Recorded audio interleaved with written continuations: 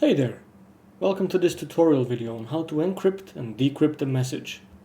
In this video, we'll both encrypt and decrypt a text message and a file with a password using Psithyros, a simple and minimalistic user interface that provides just that.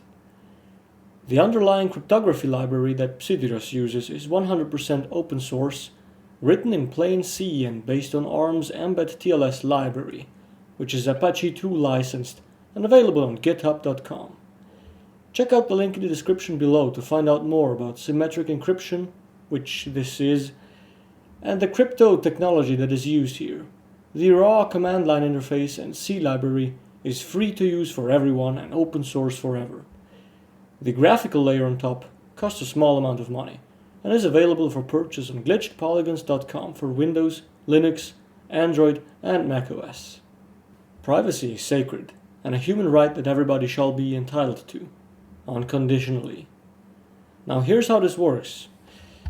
You enter your super secret text message and then you enter your password with which the message should be encrypted. Hit encrypt and voila. This below is the output field. This is the encrypted message that you can send to your recipient. Psithyros encrypts symmetrically. That means that the same password that you use for encrypting is also used for decrypting. This means a few things for you that you should absolutely keep in mind at all times. If your password is compromised, so is every message that you encrypted with it. Protect it accordingly. Never give your passwords to anyone except your recipients, who you should obviously also trust.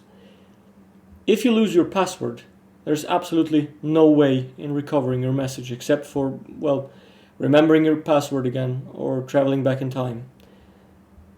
Never transmit a message's password along with the message. It's ridiculous. You might as well just send it over plain text or email at that point.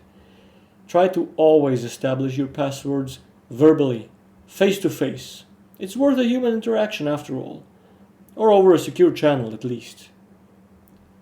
Also, your message is only as safe as much as your password is, and your device. The provided encryption algorithms are industry standard, open source, and unbroken at the time of writing.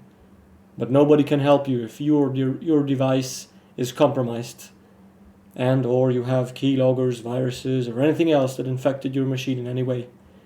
When unsure, make sure to stay offline for the really important stuff. In this graphical user interface, there are a few nifty little utility buttons under every text field. These are shortcuts for copying, pasting, clearing the field above them. It can potentially be more pleasant than selecting the whole thing and then hitting Ctrl-C or something like that. Here's a quick demo for the other way around, by the way. Let's say you just received this message here and you want to decrypt it. You would copy it from whatever place you received it on, which by the way doesn't matter at this point because you encrypted it. When encrypted, you can send encrypted messages then over any chat service that you wish. You are fully independent on where you want to send your messages if it's encrypted, which is great because you can then choose any service you like. Email, WhatsApp, Signal, Telegram, doesn't matter, because you took security and privacy in your own hands and encrypted manually. That's great. Now let's say you received this message and you copy and paste it, here's the quick button for pasting, into the message field. You would enter then the password that you established with your recipient and hit decrypt. Bam, simple as that. You can also encrypt files with this. To do that, enter the desired encryption password first, then drag and drop the file into the message field and select your action. In this case, we are going to encrypt it, and as you can see, the proposed output file name has the pwcrypt file extension on it. That is not mandatory per se, but is very useful to distinguish the encrypted files. pwcrypt is also the name of the underlying crypto library used. In the output field, you will see the resulting success or failure in case of a failure. To decrypt, do the same thing in reverse. You drag the encrypted file into the message field and hit decrypt. Choose your file name.